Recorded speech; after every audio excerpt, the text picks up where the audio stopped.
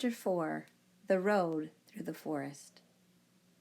After a few hours, the road began to be rough, and the walking grew so difficult that the Scarecrow often stumbled over the yellow bricks, which were here very uneven. Sometimes, indeed, they were broken or missing altogether, leaving holes that Toto jumped across and Dorothy walked around. As for the Scarecrow, having no brains, he walked straight ahead and so stepped into the holes and fell full length on the hard bricks. It never hurt him, however, and Dorothy would pick him up and set him upon his feet again, while he joined her in laughing merrily at his own mishap.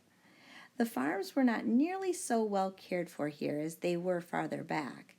There were fewer houses and fewer fruit trees, and the farther they went, the more dismal and lonesome the country became.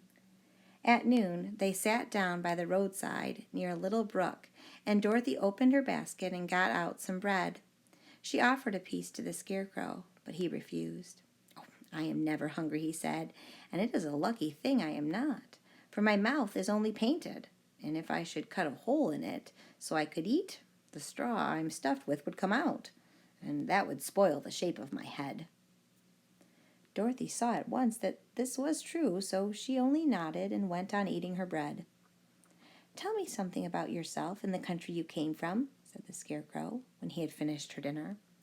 So she told him all about Kansas and how gray everything was there and how the cyclone had carried her to this queer land of Oz. The Scarecrow listened carefully and said, "I cannot understand why you should wish to leave this beautiful country and go back to the dry, gray place you call Kansas." "That is because you have no brains," answered the girl.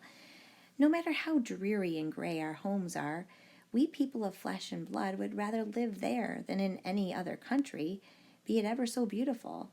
There is no place like home." The Scarecrow sighed. "Of course I cannot understand it," he said. "If your heads were stuffed with straw like mine, you would probably all live in the beautiful places, and then Kansas would have no people at all. It is fortunate for Kansas that you have brains." "Won't you tell me a story while we are resting?" asked the child. The Scarecrow looked at her reproachfully and answered, "My life has been so short that I really know nothing whatever. I was only made day before yesterday. What happened in the world before that time is unknown to me. Luckily, when the farmer made my head, one of the first things he did was to paint my ears so that I heard what was going on. There was another Munchkin with him, and the first thing I heard was the farmer saying, 'How do you like those ears?' 'They aren't straight,' answered the other. 'Never mind,' said the father, 'they are ears just the same,' which was true enough. 'Now I'll make the eyes,' said the farmer. So he painted my right eye, and as soon as it was finished, I found myself looking at him and at everything around me with a great deal of curiosity, for this was my first glimpse of the world." "That's a rather pretty eye," remarked the Munchkin, who was watching the farmer. "Blue paint is just the color for eyes." "I think I'll make the other a little bigger," said the farmer. And when the second eye was done, I could see much better than before. Then he made my nose and my mouth, but I did not speak because at that time I didn't know what a mouth was for.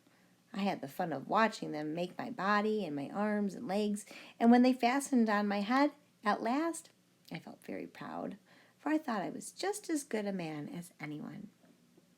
"This fellow will scare the crows fast enough," said the farmer. "He looks just like a man." "Why, he is a man," said the other, and I quite agreed with him. The farmer carried me under his arm to the cornfield and set me up on a tall stick, where you found me. He and his friends soon after walked away and left me alone. I did not like to be deserted this way, so I tried to walk after them, but my feet would not touch the ground, and I was forced to stay on that pole. It was a lonely life to live, for I had nothing to think of, having been made such a little while before. Many crows and other birds flew into the cornfield, but as soon as they saw me, they flew away again, thinking I was a Munchkin. And this pleased me and made me feel that I was quite an important person. By and by, an old crow flew near me, and after looking at me carefully, he perched upon my shoulder and said, "I wonder if that farmer thought to fool me with this clumsy manner. Any crow of sense could see that you are only stuffed with straw. Then he hopped down to my feet and ate all the corn he wanted. The other birds, seeing he was not harmed by me, came to eat the corn too. So in a short time, there was a great flock of them about me. I felt sad at this, for it showed I was not such a good scarecrow after all. But the old crow comforted me, saying, "If you only had brains in your head, you would be as good a man as any of them, and a better man than some of them. Brains are the only things worth having in the world, no matter whether one is a crow or a man." After the crows had gone, I thought this over and decided I would try hard to get some brains. By good luck, you came along and pulled me off the stake, and from what you say, I am sure the great Oz will give me brains as soon as we get to the Emerald City.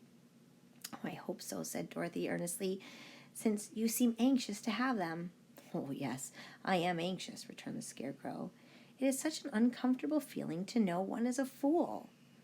"Well," said the girl, "let us go." And she handed the basket to the Scarecrow.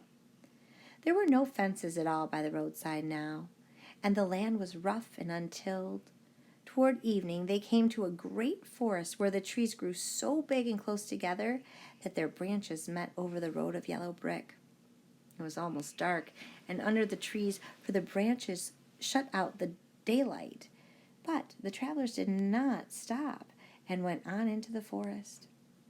"If this road goes in, it must come out," said the Scarecrow.